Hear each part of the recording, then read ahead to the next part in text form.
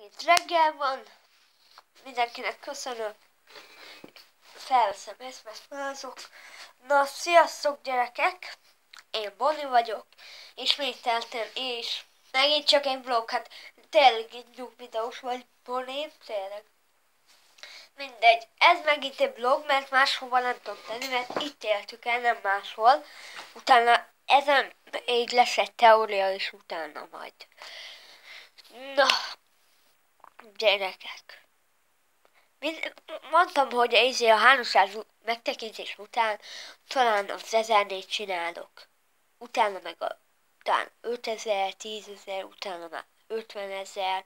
De ez egy nagy célpont, mert én nem hittem, hogy nekem lesznek, mondjuk én mondtam, hogy mindig 6-7 megtekintés volt, de ez jó.